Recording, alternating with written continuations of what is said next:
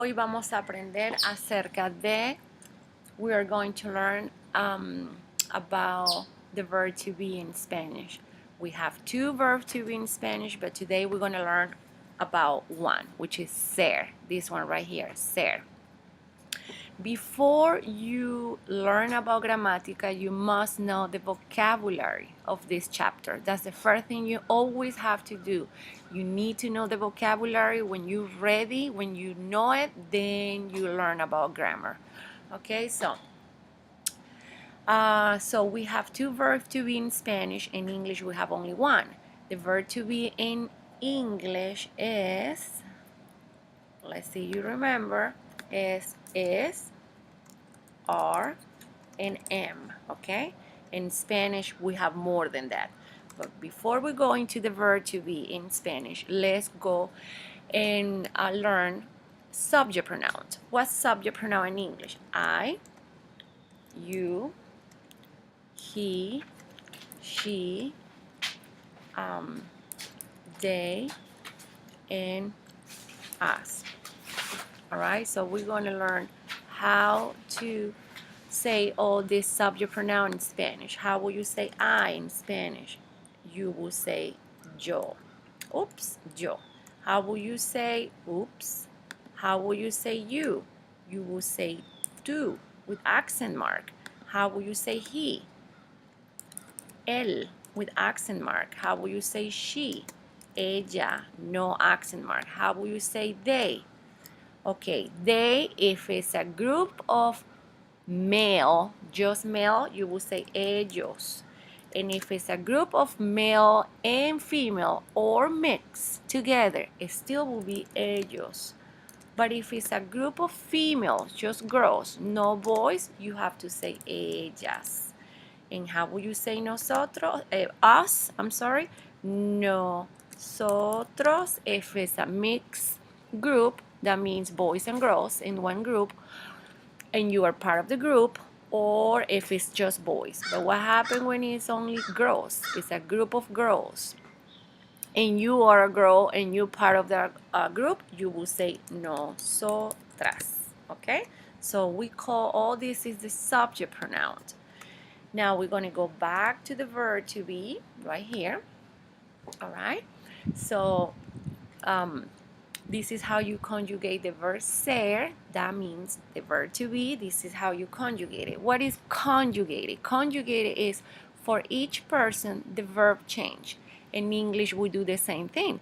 The verb to be change for each person, right? And we did it in here.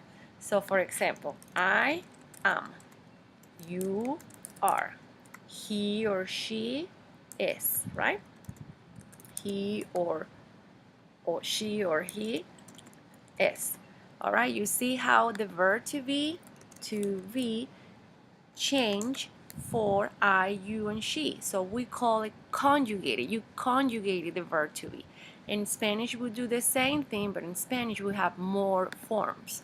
Conjugation. For example, the verb ser will be yo soy, tú eres, él, ella o usted es. Nosotros o nosotras somos, ustedes and ellos son.